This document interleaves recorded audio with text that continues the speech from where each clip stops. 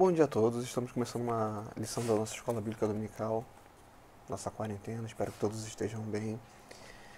Nós iremos falar sobre o não às obras e sim à graça, uma lição, um tema muito bom e importante para nós, ainda mais nesse exato momento, onde nós vamos aprender sobre salvação de certa forma, porque isso fala muito sobre salvação, uma discussão maravilhosamente dentro do tema salvação. Vamos orar para poder começar. Deus eterno, Pai celestial, nesse momento pedimos a Ti, obrigado por tudo que o Senhor tem feito em nossas vidas. Pedimos que o Senhor venha nos perdoar pelas nossas faltas ao longo da nossa vida. Deus, que o Senhor venha nos conceder graça para poder aprender mais e mais de Ti. Nos firma, nos guarda, nos transforma e nos faça transbordar da Sua graça e aprendizado para alcançar as outras pessoas. Amém. Então, o texto de Efésios, ele fala o quê? Vocês são salvos pela graça, por meio da fé. Isso não vem de vocês, é uma dádiva de Deus. Não é uma recompensa pela prática de boas obras, para que ninguém venha se orgulhar. Efésios capítulo 2, versículo 8 e 9, na tradução NVT. Nós estamos vendo aí que o texto é muito claro nessa tradução. Nós vemos que, até em outras traduções, você vai conseguir captar que, de fato, não somos salvos pelas obras, é pela graça. Tão somente pela graça. Por meio de Cristo, a graça nos alcançou. E nós vamos ver que isso tira todo o orgulho do ser humano, tira tudo aquilo que nós pudéssemos dizer: ah, eu fiz por merecer. Chegar lá no grande dia, encontrar com Deus e falar assim: oh, caraca, eu fiz de tudo para poder estar aqui. Não vai existir. Não vai existir porque nós não podemos orgulhar, nós não recebemos isso como recompensa dos nossos feitos, mas sim pela graça e tão somente a graça de Deus. E isso é uma questão muito discutida ainda hoje, assim como era antigamente, uma questão ainda discutida no nosso meio em relação à lei, ou seja, a Torá, e o sistema do Antigo Testamento para se aproximar de Deus, e a graça mostrada no Novo Testamento. Algumas seitas evangélicas confusas misturam lei e graça, e outras mais confusas pegam a lei como essencial para a salvação. Nesse caso, nós podemos nos apegar diretamente ao texto de Efésios capítulo 2, versículo 8 e 9, né? Para poder falar, se a salvação vem tão somente pela graça, isso não vem por obras. Nós podemos pegar também Romanos, podemos pegar Gálatas para poder aprender isso e ver que nada disso vem do nosso esforço, vem da nossa prática contra a lei. Se nós fôssemos irrepreensíveis na lei, ainda assim a salvação não iria depender daquilo. E nós estamos estudando sobre a conversão de um homem chamado Paulo ou Saulo, que dizia ser irrepreensível na lei, mas reputou tudo isso como lixo por Cristo Jesus. A lei, a Torá, o Pentateuco, os 5 primeiros livros da lei, era um sistema mais conhecido de muitos dos judeus, né? E apegado pelaquilo ali. Se eu não me engano, pelos saduceus, eles usavam somente aquilo, quando os fariseus usavam a lei completa, todos os livros do Antigo Testamento, vamos assim dizer. E aí o que acontece? Esse tema é um tema que todos ainda debatem hoje. Aqueles que vão julgar ser salvo pelas suas obras, ou seja, pratiquei a lei, fui irrepreensível na lei, eu fiz tudo o que deveria fazer, e outros que compreendem serem salvos pela graça, ou seja, é algo muito recente. E aí nós vamos ver sobre Paulo, que desde a sua conversão, o Senhor dissera que ele foi escolhido para levar o evangelho aos gentios, ou seja, para o povo de fora de Jerusalém, o povo que não era judeu. E nós vemos que mais tarde, na sua mais dura carta, ele disse que a circuncisão como rito religioso anulava a obra de Cristo. Ou seja, em Gálatas capítulo 5, versículo 2, Gálatas capítulo 5, versículo 2, o povo, os judaizantes, entravam na igreja para poder ensinar a lei para todo aquele povo que estava ali, junto com os Gálatas, para todo o povo que estava nas igrejas que Paulo pregava, e por aí ia. Eles buscavam ensinar a volta para a lei, vamos assim dizer, vamos assim chamar. Que o povo deveria voltar para a lei, se atentar para a lei, voltar aos sacrifícios, voltar a prestar certas coisas que foram abolidas e encerradas em Cristo para ter salvação. Ou seja, num desses quesitos seria a circuncisão que está sendo dita ali. E Paulo bem enfaticamente falava que a circuncisão ela nada era. Assim também como ele fala em Romanos, que a circuncisão ela é do coração, ou seja, a pessoa que tem fé em Cristo Jesus, ele também é circuncidado internamente, que é feito pelo Espírito em contrição. Ou seja, ou cristão ou judeu, a salvação pela graça, por meio da fé em Cristo, em Efésios 2:8 e Gálatas 2:16, ou a salvação pela lei. Se a salvação viesse pela lei, a morte de Jesus teria sido sem sentido. Continuamos a nossa caminhada hoje vendo como Paulo deu um sonoro não às obras da lei. Você imagina se eu fosse salvo pelas obras da lei? Seria simples, né? Vou cumprir toda a lei. E onde se encaixaria Cristo nisso? Só mais um exemplo de alguém que cumpriu a lei, assim como muitos ainda creem hoje, mais um exemplo de alguém que cumpriu a lei e somente isso. Eu devo cumprir a lei assim como Cristo, para ser assim como Cristo. Quando de fato não foi isso que Cristo ensinou. Isso encerra a nossa introdução. Uma busca inadequada. Paulo não encontrou a justificação dos seus pecados na lei, mas na fé em Jesus. E seja achado nele, não tendo como minha justiça a que vem da lei, mas a que vem pela fé em Cristo, a saber, a justiça que vem de Deus pela fé. Filipenses capítulo 3, versículo 9. A busca anterior como fariseu fora frustrante. A lei, como qualquer sistema religioso, não nos pode dar o perdão dos nossos pecados. Só a fé em Cristo. Ou seja, os meus métodos, ele não pode me salvar. Os meus métodos, ele não pode fazer. Eu não posso atribuir a minha religião, eu não posso atribuir a minha placa denominacional, eu não posso atribuir a minha força, nem mesmo as minhas façanhas aqui. Não posso atribuir. Perdão dos pecados só Cristo pode nos dar.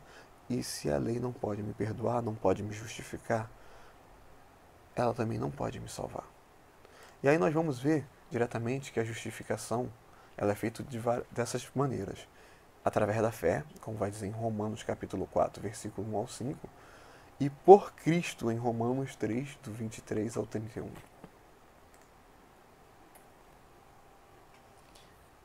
Só a fé em Cristo pode salvar a pessoa. Sistema religioso algum pode nos salvar. Entrando já naquilo que nós estávamos falando. Paulo estava inserido num contexto religioso. Um contexto religioso tão grande que, mediante aquele contexto religioso, ele se fez até perseguidor das outras pessoas. Ele buscou perseguir aqueles a qual criam em Cristo, porque eles não criam que ele era Messias, e sim que era mais uma blasfêmia. E em nome do seu sistema religioso, ele prendeu e viu muito cristão morrer, até como ajudou a matar muitos cristãos. Porém, quando ele se encontra com Cristo e começa a ter de fato a revelação de quem Cristo era, ele começa a descobrir que só a fé em Cristo pode salvar as pessoas. E aí ele passou a considerar todo o sistema religioso como refúgio ou esterco. Palavra dura, mais expressiva, em Filipenses 3:8. Sua conduta irrepreensível dentro da lei era inútil. Veja bem, nós vemos aí um fariseu que viveu a lei. Ele viveu para a lei.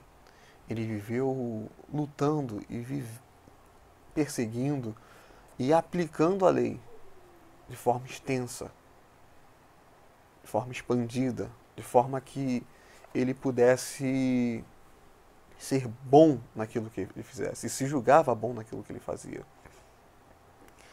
Porém, ao se encontrar com Cristo, todo aquilo que ele ensina em 1 Coríntios, Que até hoje, quando é lido Moisés, é colocado, o véu está posto sobre os corações, para que não venha entender. Mas quando é lido sobre a graça, quando é lido sobre Cristo, esse véu é retirado. E nós passamos a ter ciência de fato sobre Cristo, sobre a salvação. Nós passamos a ter nossos olhos desvendados. E é isso que Paulo está mostrando. Tudo aquilo que ele fazia, tudo aquilo que ele considerava, não era nada mediante a Cristo Jesus. Era totalmente inútil, visto que a salvação só poderia vir dele. A lei dizia, faça isso e viverão. A graça diz, eu fiz para que vocês vivam. Buscar salvação na lei, como Paulo mostrou com a sua vida e palavra, é frustrante. Na graça de Deus, que ama e que faz por nós e nos dá gratuitamente no amado, em Efésios 1:6, encontramos a vida eterna. Ou seja, nós não podemos ver isso na lei, nós só podemos receber no amado, que é Cristo Jesus. Nós só podemos ver isso. E o incrível, quando ele diz, eu fiz para que vocês vivam, ele está dizendo que Jesus Cristo fez para que nós venhamos viver. Enquanto eu deveria fazer e cumprir a lei para ter vida, Cristo a cumpriu para que você, para que eu e para que nossos irmãos em Cristo venham viver por Ele e para Ele. E essa vida nós só podemos encontrar de modo eterno e abundante em Cristo Jesus. No 2, Cristo é o fim da lei.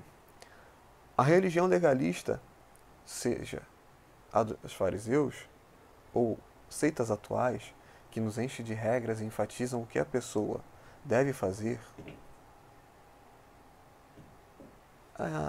melhor falando, a religião legalista. Muitas das vezes nós nos enquadramos em inúmeros contextos de regras e afazeres e afins para que, de fato, a graça de Deus possa nos encontrar. Há quem diga que nós temos que fazer por merecer a graça, há quem diga que nós devemos, como posso te dizer, cumprir conjunto de regras. Não estou falando para você desobedecer as regras da sua igreja, mas que se eu dormir de lado, um exemplo, Deus não pode me salvar. Se eu dormir virado para o outro lado, Deus não pode me salvar, porque Deus só me salva se eu estiver dormindo de barriga para cima. É um exemplo bobo, mas tem pessoas que chegam a extremos de criar exemplos bobos. Por exemplo, há pessoas que acreditam que as outras poderão não receber uma bênção ou ser ajudadas por Deus mediante a forma que elas se encontram vestidas até mesmo na hora de dormir.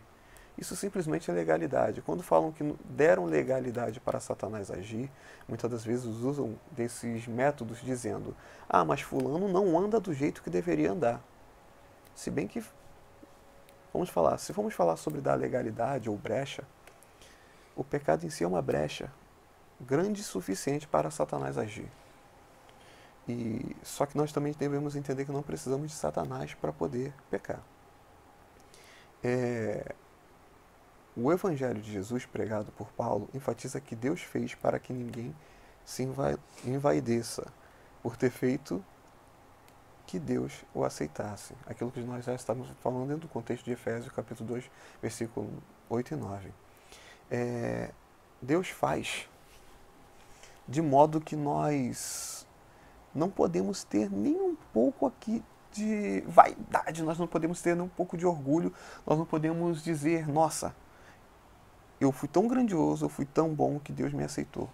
Eu fui uma pessoa, vamos colocar assim, é como se fosse Papai Noel. As pessoas olham para Papai Noel, ou pensam em Papai Noel, porque Papai Noel, na visão de muitos, não existe, e para muitos outros, que são as crianças, existem, né? Dependendo de quem seja a criança.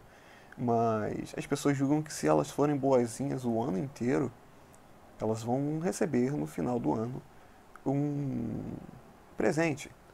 Porém, nós sabemos que essa lei dessa pessoa, esse pensamento desse povo, acaba sendo aplicado também na forma dela de ver Deus. Como assim? As pessoas julgam que se elas forem boas, ajudarem os velhinhos a atravessarem a rua, levantar, dar lugar para as outras pessoas dentro do ônibus,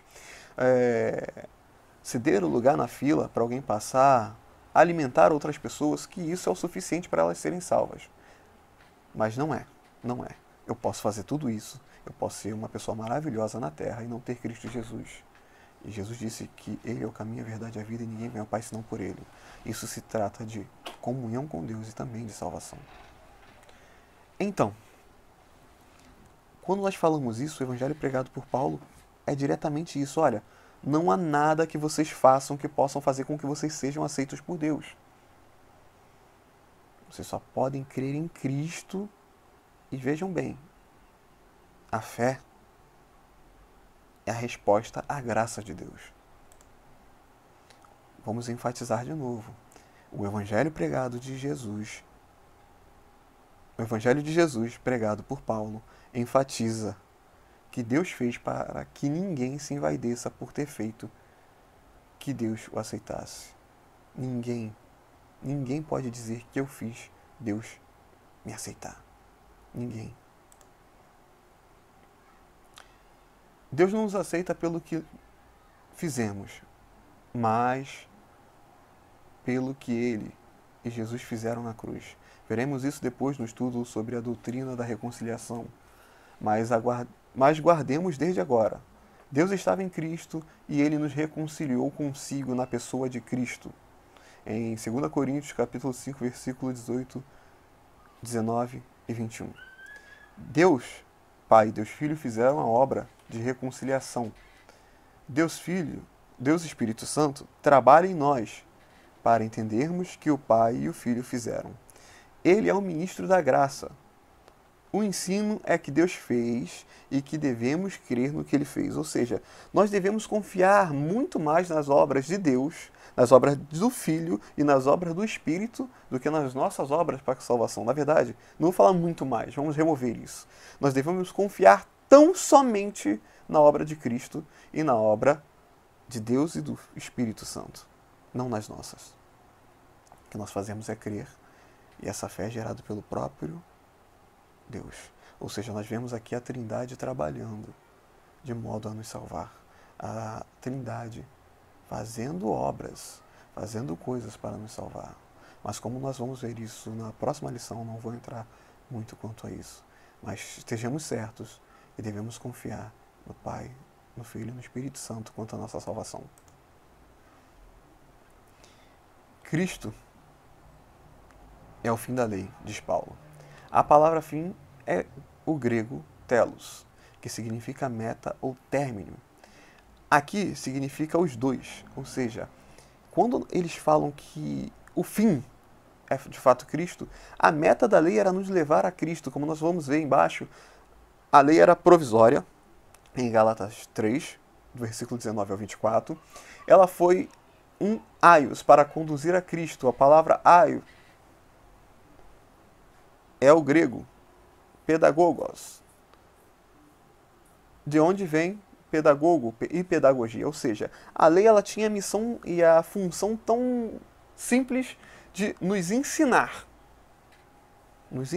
e nos conduzir e nos direcionar somente a Cristo. Toda a lei e o sistema mosaico, eles apontavam para Cristo de alguma maneira, sendo nos seus sacrifícios, sendo nas profecias, sendo nas suas práticas, eles mostravam Cristo de alguma forma. E a lei nos conduzia a isso. Quando o povo, nós vamos ver também que quando o povo percebe, e quando nós percebemos na leitura bíblica, que é impossível cumprir todos os mandamentos de Deus na nossa condição atual, que nós não conseguimos, isso não é desculpa para não tentar, para não buscar viver de fato uma vida santa, nós vamos ver que se fosse pela lei, estaríamos todos condenados e debaixo de maldição.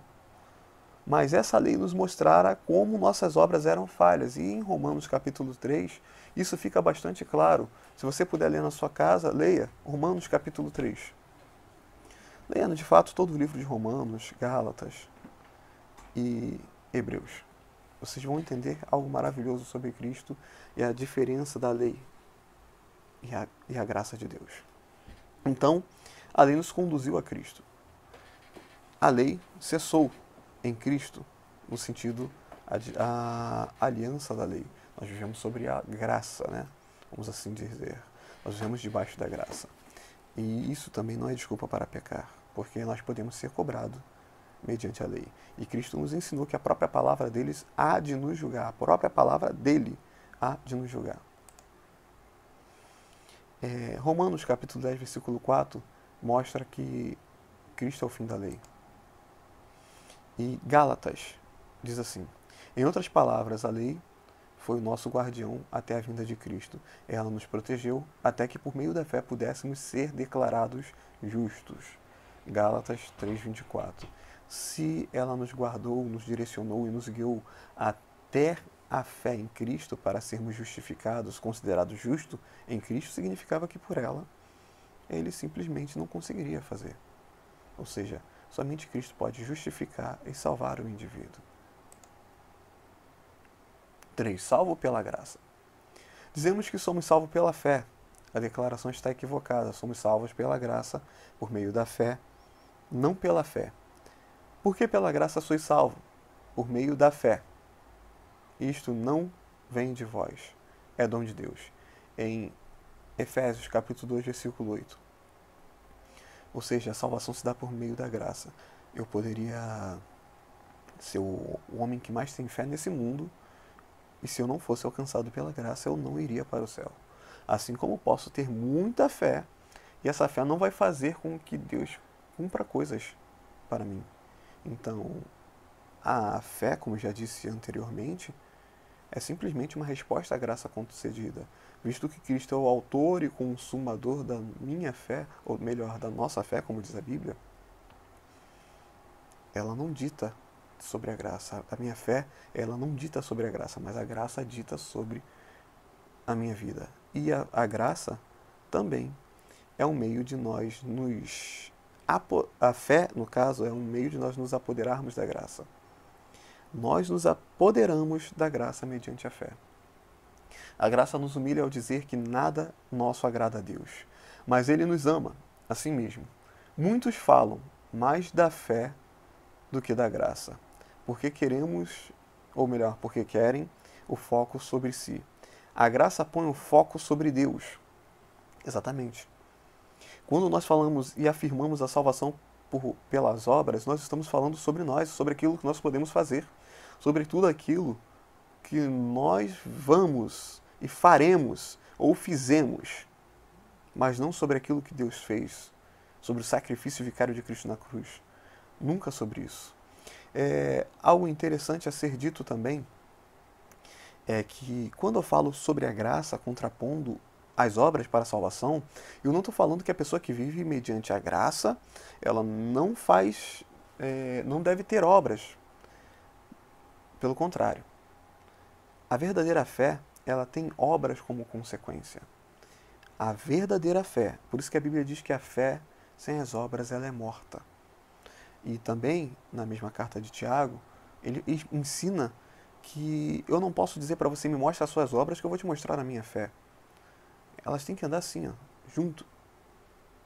Eu não posso ter somente fé e não ter obras, assim como eu não posso ter somente obras e não ter fé.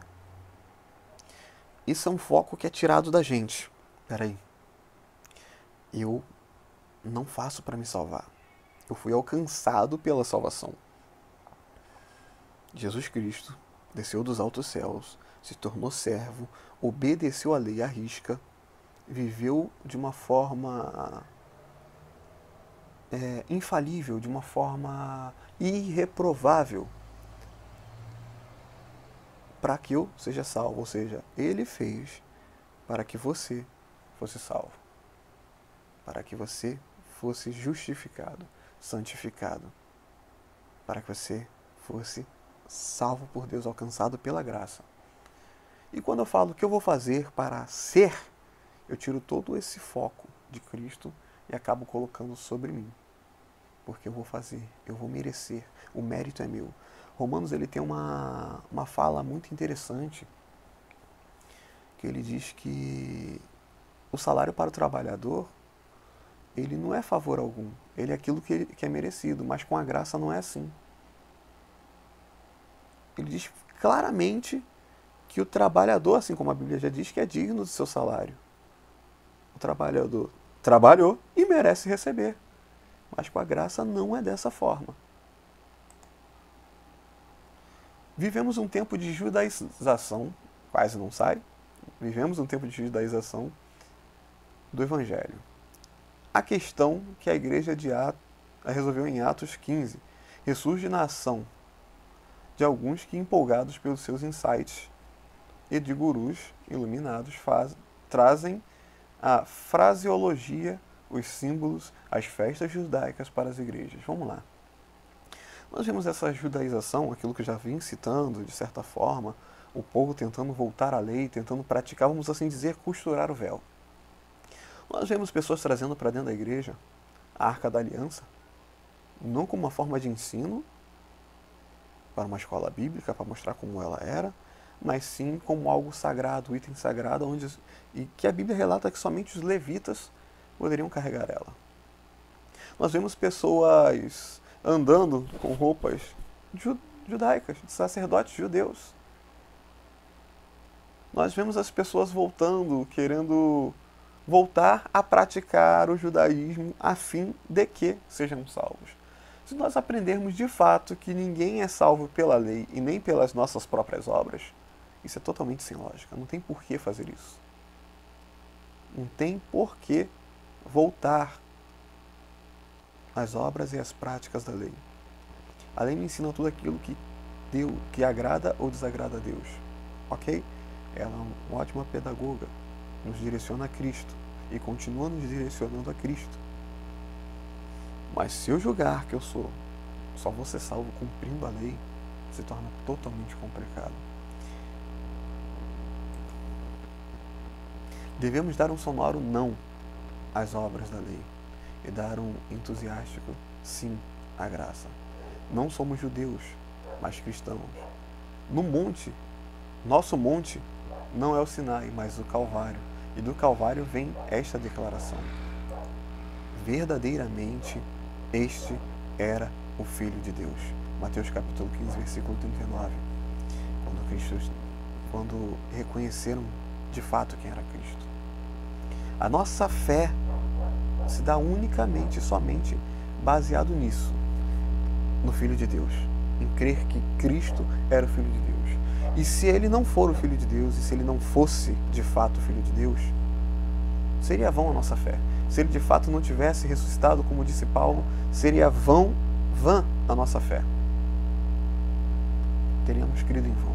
Mas ele não era, ele é o Filho de Deus.